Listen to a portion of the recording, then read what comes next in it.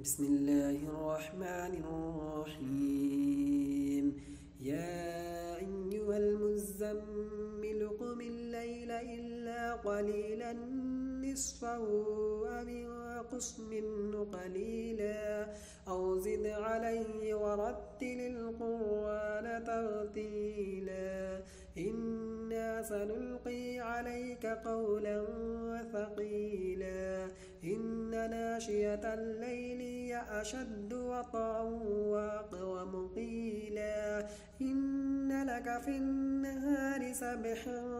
طويلا واذكر اسم ربك وتبتل إليه تبتيلا رب المشرق والمغرب لا إله إلا هو فاتخذه وكيلا واصبر على ما يقولون واهجرهم هجرا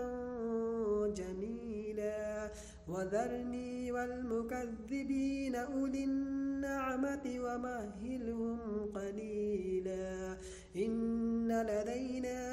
أنكالا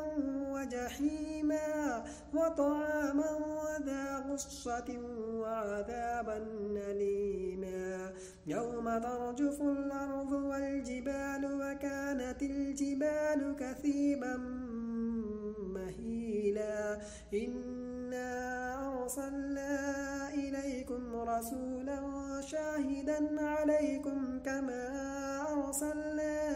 إلى فرعون رسولا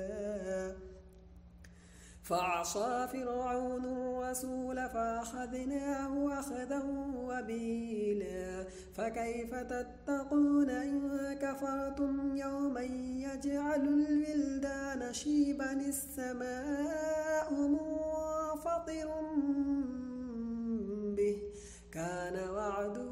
مفعولا إن هذه تذكرة فمن شاء اتخذ إلى ربه سبيلا إن ربك يعلم أنك تقوم أدنى من ثلثي الليل ونصفه وثلثه وطائف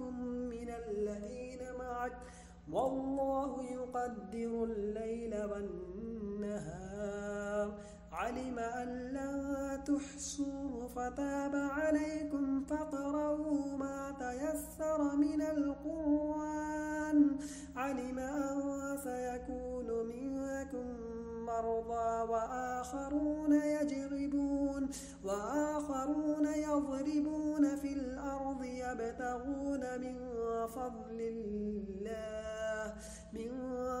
الله وآخرون يقاتلون في سبيل الله فاقرؤوا ما تيسر منه وأقيموا الصلاة وآتوا الزكاة وأقرضوا الله قرضا حسنا وما تقدموا لأنفسكم من خير تجدوه عند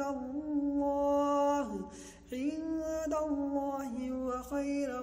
وأعظم أجرا واستغفروا الله